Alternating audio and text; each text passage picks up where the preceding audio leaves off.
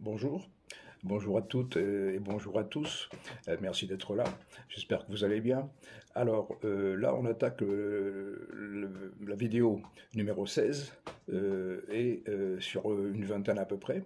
Et je vais terminer le chapitre précédent, enfin la lecture précédente, par cette phrase à propos des joueurs qui se signent sur le terrain, hein, quelle que soit leur religion. Et cette phrase disait: cela fait penser à ces fervents pratiquants qui, dès la sortie des lieux de culte, font autour d'eux exactement tout ce contre quoi leur prière était censée les protéger. Mais sans doute le font-ils pour implorer par avance le Très-Haut, afin qu'il les protège. Mais de qui? D'eux-mêmes. Alors là, on passe au chapitre 11, qui s'appelle «Oui, mais en vrai le foot», c'est-à-dire qu'on va passer de la théorie à la pratique. Allez, c'est parti. Prenons un exemple concret à propos de la simulation chez les pros et de ses conséquences.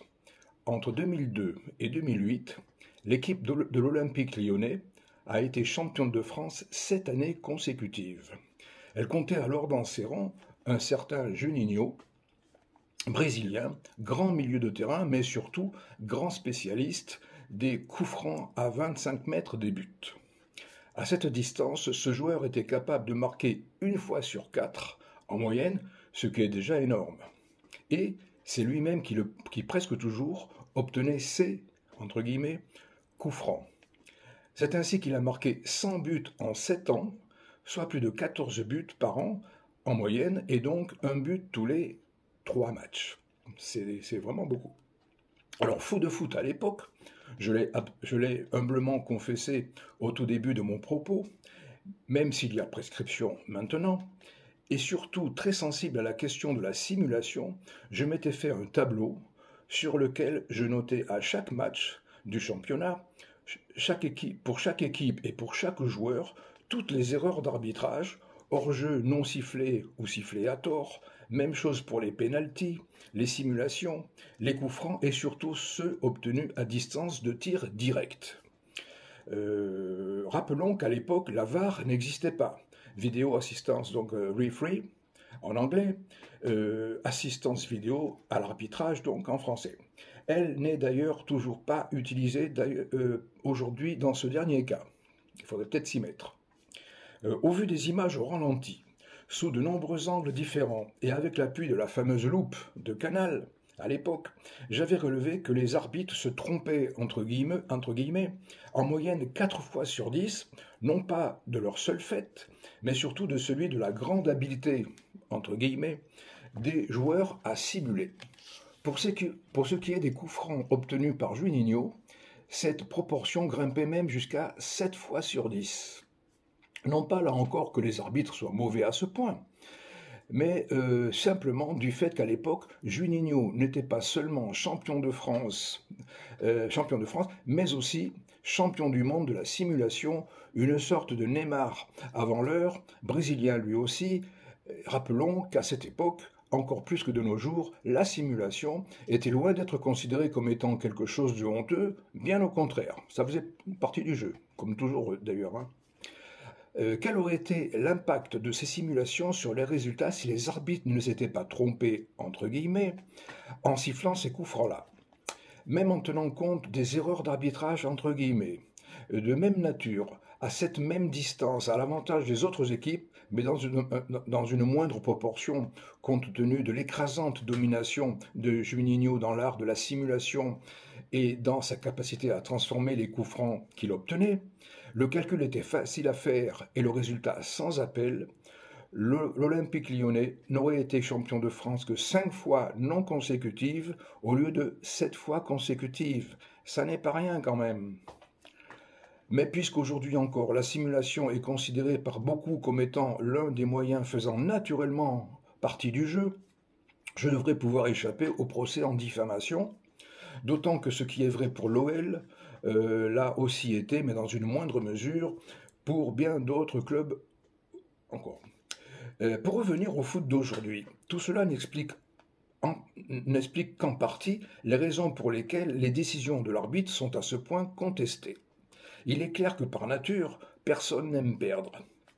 même sans tricher, comme au rugby, ou encore en ayant triché, comme au foot. Quelles en sont les raisons? La première qui pourrait nous venir à l'esprit serait, outre les autres erreurs d'arbitrage toujours possibles, la déception d'avoir triché pour rien, l'équipe adverse ayant d'autant plus mérité sa victoire. Comme on dit, c'est la honte. Mais cela ne suffit pas. Pour rester gentil et bienveillant, et en toute empathie avec lui, mettons-nous un instant à la place du joueur qui simule et sur lequel, rappelons-le, c'est important, s'exerce la pression de la victoire à tout prix. Voilà, voilà, ça y est, je me suis glissé dans la peau du joueur. Ça n'a pas été très compliqué. Attention, l'action va se dérouler en 3 secondes. Essayons d'en observer le déroulement au ralenti, voire avec arrêt sur image. La difficulté sera de relater par écrit une action qui en fait se déroule en si peu de temps. Mais je crois que ça vaut le coup d'essayer. Allons-y, c'est parti. Pour obtenir le péno, je simule une faute sur moi dans la surface de réparation. Les jambes bien tendues, levant les bras au ciel et à grand renfort de cris, je m'écroule dans un mouvement de vrille parfaitement exécuté. Première erreur. L'attitude est suspecte puisque pas très naturelle. Où est-ce que j'en suis? Ouais, l'arbitre ne siffle pas et me fait signe de me relever. Mais que se passe-t-il donc? Je n'ai pas assez bien simulé, l'arbitre est meilleur dans son rôle que moi dans le mien. Mon adversaire a été plus fort que moi, et comble de malheur, je suis sans doute ridicule. Tout cela se bouscule dans ma tête, et déjà là, mon ego en prend un sacré coup. Mais surtout, j'ai échoué. J'ai été démasqué, pris la main dans le sac, avec le sentiment de honte qui m'envahit pour m'être laissé prendre à mon propre jeu.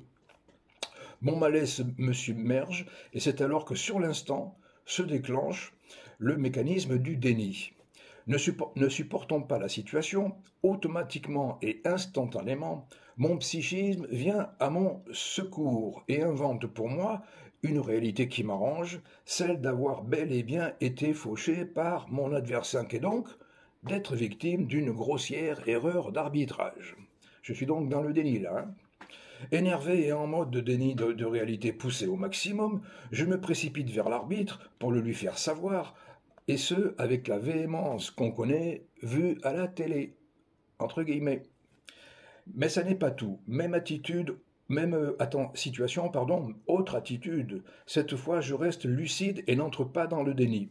Pour ne pas perdre la face et rester dans ma logique, je me réfugie dans le mensonge assumé et je conteste là aussi la décision.